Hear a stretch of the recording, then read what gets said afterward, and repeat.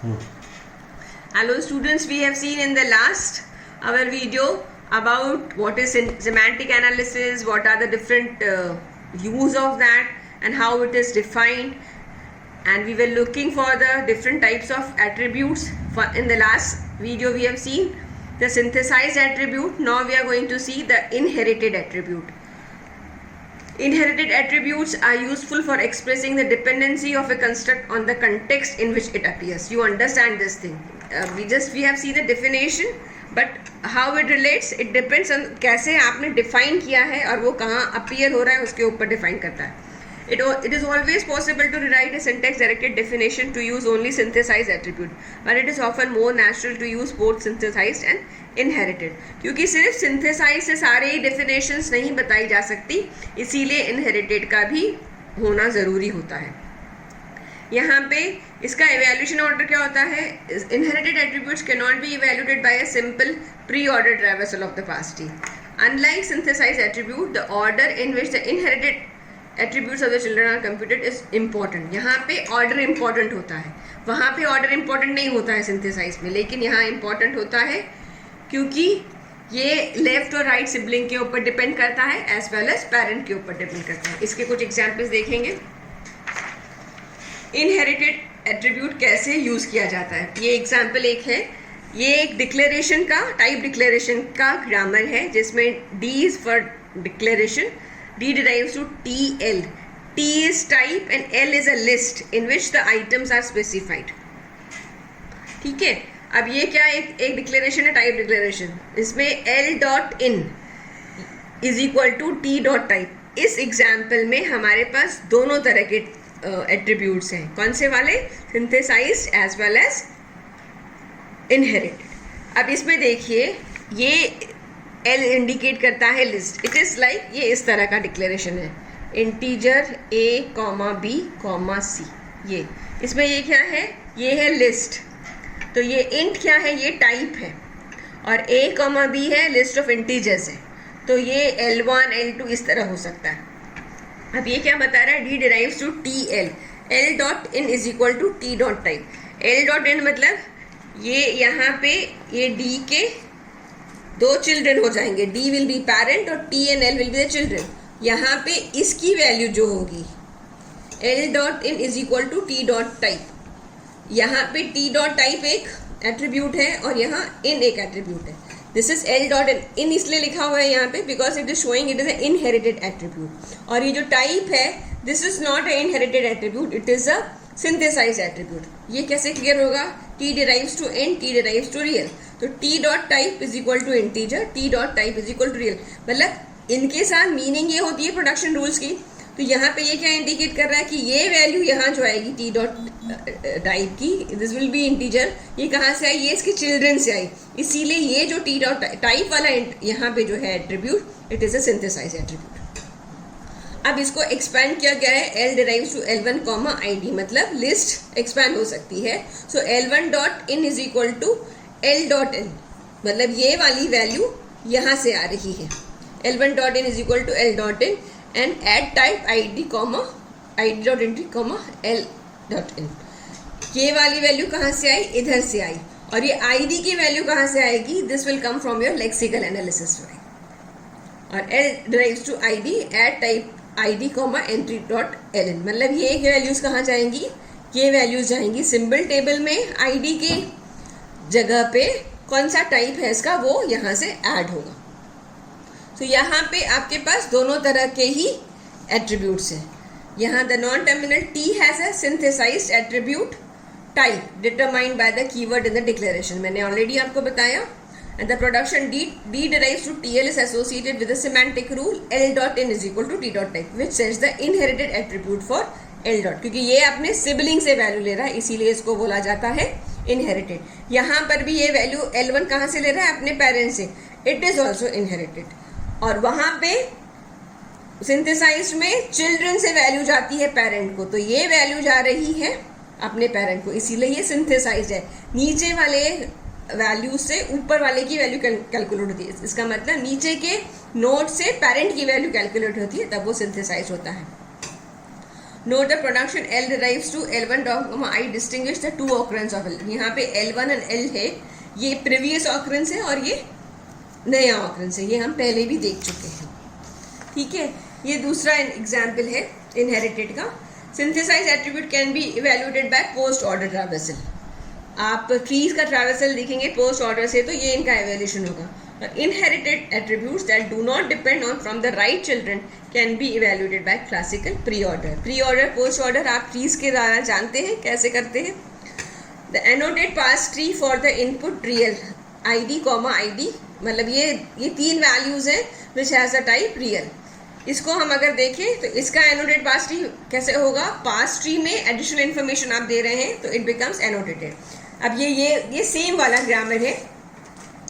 आप अगर देखेंगे तो ये सेम वाला ग्रामर है. D derives to T L, D derives to T L आया, T type derives to real, क्योंकि ये इसके हिसाब से जा रहा है. ठीक है, तो अब यहाँ क्या हुआ, ये रियल वैल्यू जाएगी ऊपर, तो ये क्या हो जाएगा, दिस विल बी सिंथेसाइज्ड. ठीक है, तो इसीलिए T dot type is a synthesized, मतलब टाइप एट्रीब्यूट जो है वो सिंथेसाइज्ड है. एल डॉट एन, फिर एल डॉट एन अगेन जाएगा according to this rule L1 comma I D, फिर एल जाएगा L comma I D. L dot in जो है that will take the value from T dot type. मतलब यहाँ पे L dot इन में कहाँ से वैल्यू आएगी, ये यहाँ से आएगी. L dot in will take the value from T dot type, मतलब ये इसके सिबलिंग से आई, इसीलिए इन वैल्यू कौन सी होगी, इनहेरिटेड. तो यहाँ वैल्यू आएगी रियल, फिर ये वैल्यू जाएगी अपने चिल्ड्रन पे, तो यहाँ पे भी रियल आएगी. ये वैल्यू जाएगी अपने चिल्ड्रन पे, तो यहाँ पे भी रियल आएगी. तो ये तीनों रियल वैल्यू इस तरह डिस्ट्रीब्यूट होंगी. ये जो इन है इट इंडिकेट्स इनहेरिटेड एट्रीब्यूट, और ये जो टाइप है ये indicates it is a synthesize attribute. L dot is in is in inherited top down, यहाँ से इनहेरिट कर रहा है top down the tree by the L nodes, और at each L node the procedure add type, ये जो procedure है add type, ये जो हमने यहाँ देखा add type inserts into the symbol table the type of the identifier. Identifier जिस भी टाइप का होगा, और इस केस में यहाँ पे सिंबल टेबल में रियल वैल्यू इंसर्ट होगी. So this is another example. हमने दो एनोटेटेड पार्स ट्री देखे, एक हमने सिंथेसाइज के लिए देखा, एक हमने इनहेरिटेड के लिए देखा. So I think both the attributes are now clear to you. Okay, now evaluation of S attributed definition. S attributed definitions वो होती हैं, यहाँ पे भी दो तरह के definitions हैं, एक S attributed, एक L attributed. S attributed definitions में जितने भी ग्रामर सिंबल्स के नॉन टर्मिनल्स हैं वो सारे के सारे सिंथेसाइज्ड होते हैं. अगर सारे के सारे सिंथेसाइज्ड हैं तो उनको S attributed कहा जाता है. और इसे सिंथेसाइज एट्रीब्यूट कैसे इवेल्युएट किए जा सकते हैं, by bottom up parser as the input is being analyzed avoiding the construction of a dependency graph. Dependency graph एक ग्राफ होता है जो वैल्यूज़ की डिपेंडेंसी को शो करता है. तो एस एट्रीब्यूटेड जो होते हैं उनको आप इवेल्युएट कैसे कर सकते हैं, इम्प्लीमेंटेशन डिटेल्स में बॉटम अप पार्सर. इसका मतलब जब आप सिंटैक्स एनालिसिस कर रहे हैं साथ साथ में आप इनको इवेल्युएट कर सकते हैं. The parser keeps the value of the synthesize attribute in its stack. Whenever a reduction A derives to alpha is made, the attribute for A is computed from the attributes alpha, which appears on the stack. ये आपको और clear हो जाएगा example से. Thus a translator for an S attributed can be simply implemented by extending the stack of an LR parser. आपको already मालूम है LR parser में उसका स्टैक होता है. जब हमको इसको सिमेंटिक एनालिसिस भी साथ में करना है तो एक वैल्यू स्टैक भी हम इंक्लूड करते हैं, और ये वैल्यू स्टैक में दो चीज़ें होती हैं, state and value. Extra fields are added to the stack to hold the values of the synthesizer. ये ऑलरेडी एक स्टैक है जो आपने LR पार्सर में यूज़ किया है, ये एक वैल्यू स्टैक है, इसके एडिशन में साथ साथ में यूज़ कर रहे हैं. और इसमें जैसे इफ़ यू हैव ये वाला A डिराइव टू XYZ है तो X, Y और Z टॉप पे रहेगा, ये तीनों आ जाएंगे तो दिस विल बी रिड्यूस्ड. तो इसीलिए ये इसके साथ साथ में ये आपका LR पार्सर का स्टैक है, और ये है एक value stack which holds the value corresponding to the particular grammar symbol. और यहाँ पे ये जो है ये इसका synthesized attribute है. In the simple case of just one attribute per grammar symbol, the stack has two fields, state and val. The current top of the stack is indicated by the pointer top. ये जो है हमारा top pointer है, दोनों जगह। Synthesize attributes are computed just before each reduction. ये सारे attributes compute होते हैं और फिर जस्ट तीनों के तीनों कंप्यूट हो गए, क्योंकि ये सिंथेसाइज है तो इनकी वैल्यू से एक ही वैल्यू आएगी, तो इसलिए ये तीनों आने चाहिए। जब ये तीनों आ जाएंगे तो हम रिडक्शन करते हैं। बॉटम अप पार्सर में हम इस तरह ही काम करते हैं कि जब ये एक्स वाई जेड आ गया डॉट से, तब हम इसको रिड्यूस करते हैं ए पे। तो इसीलिए before the reduction A derive to X Y Z is made, the attribute for A is computed, A dot alpha is equal to F val of top minus one, val of top minus two. ये top minus two है, ये top minus one है, ये top minus one है। इन की value आ जाएगी, it will be reduce to, मतलब वो पूरा जो वैल्यू आ जाएगा that will be assigned to A because it is a synthesized attribute. इसका एग्जाम्पल है, अब जैसे देखिए, consider the S attribute definition for the arithmetic expression. ये वाला ग्रामर हम ऑलरेडी देख चुके हैं। और इस पे क्या करना है हमें, print val top minus one, जो एक्सप्रेशन आ चुका होगा। इस केस में हमारा क्या कोड रहेगा, काम क्या करेंगे आप, value of N top is equal to value of top plus value of top minus two. क्यों, क्योंकि इसकी वैल्यू प्लस इसकी वैल्यू, आपके इसमें क्या रहेगा, यहाँ टी रहेगा, यहाँ प्लस रहेगा, यहाँ E1 रहेगा, इसीलिए value of top plus value of top minus to. T यार ये जो प्लस रहेगा ये ऑपरेशन है, इसीलिए टॉप माइनस वन नहीं है, इसको आपको याद रखना है। T derives to T into F value, ये तो सीधा सीधा रिडक्शन होगा, यहाँ कैलकुलेशंस होंगे, और यहाँ सीधा सीधा रिडक्शन होगा क्योंकि ये इसकी जगह रिप्लेस हो रहा है। Value of N top is equal to value of top into value of top minus two, और यहाँ value of N top is equal to value of top minus one, जो भी एक्सप्रेशन की फाइनल वैल्यू आएगी। F derives to digit, मतलब यहाँ इसकी जगह ये रिप्लेस होगा, रिड्यूस हो गया। The variable n top is set to new top of the stack. After a reduction is done, top is set to n top. When a reduction a drives to alpha is done with alpha is equal to r, then n top is equal to top minus r plus 1. ये जितनी भी value होगी उस हिसाब से values change होगी। During a shift action, both the token and its value are pushed onto the stack. अब इसका एक एग्जाम्पल भी दिया हुआ है, ये किस तरह इनपुट और प्रोडक्शन यूज़ कर रहा है। अब ये देखिए, इनिशियली ये है आपका स्टेटमेंट जिसको आपको टॉप डाउन पार्सर से एग्जीक्यूट करना है, 3 × 5 + 4n, और इसके लिए ग्रामर कौन सा होगा, ये पहला वाला जो हम ये देख रहे हैं, ठीक है। ये आपका इनपुट आएगा 3 × 5 + 4n। अभी ये इनिशियल है, इस पर कुछ भी नहीं आया।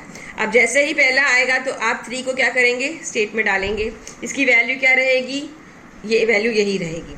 फिर 3 के बाद ये 3 आया, इसका मतलब डिजिट आया, this will be reduce to F will यहाँ आएगा, F will be reduce to T. यहाँ ये देखिए, ये जैसे जैसे आया हम यहाँ प्रोडक्शन यूज़ कर रहे हैं रिडक्शन के लिए, क्योंकि हमें टोकन फाइंड आउट करना है। यहाँ पे एफ डिराइव्स टू डिजिट आया, फिर ये एफ आया तो F will be again reduce to T, फिर रिडक्शन खत्म हो गया तो क्या आएगा, इनटू आएगा, टी इंटू यहाँ डालेंगे, और यहाँ पे इसकी कोई वैल्यू नहीं होती है। टी के लिए वैल्यू क्या है 3, लेकिन इसके लिए वैल्यू कुछ नहीं होती है, इसलिए डैश है। फिर 5 को डालेंगे, 5 आएगा, 5 के लिए अगेन आप इस तरह का प्रोडक्शन यूज़ करेंगे तो ये रिडक्शन आएगा 3-5। अब यहाँ पे ये टी आया तो अब ये 2 आ चुके हैं, आपके स्टैक में क्या रहेगा 3 × 5। तो यहाँ पे ये टी इंटू एफ जो है ये किससे, इस वाले प्रोडक्शन से रिड्यूस होगा, इट विल बी, इनकी कैलकुलेशन होगी and 15 will come here. 15 will be again E derives to T है तो हम ये वाला रिडक्शन यूज़ करेंगे। फिर इसके बाद आएगा प्लस, तो यहाँ पे डैश आएगा क्योंकि इसके एट्रीब्यूट की और कोई प्रॉपर्टी नहीं होती है। फिर आप E+4 करेंगे तो यहाँ 4 आएगा, और n इंटू ये आया तो फिर ये 4 आया तो ये वाले रिडक्शन वापस आएंगे, f derives to digit, t derives to f, e derives to e plus t, और यहाँ पे ये जैसे ही आएगा तो ये कैलकुलेशन होगा, दैट विल बी 15 + 4 है तो 19। तो in this way the expression this is executed. और ये इसका मतलब ये है कि ये आप जो प्रोडक्शंस दिए हुए हैं उनकी वैल्यू जब आएगी तो आप इसको कैसे एग्जीक्यूट करेंगे, कैसे इम्प्लीमेंट करेंगे। So this is a implementation of S attributed definition.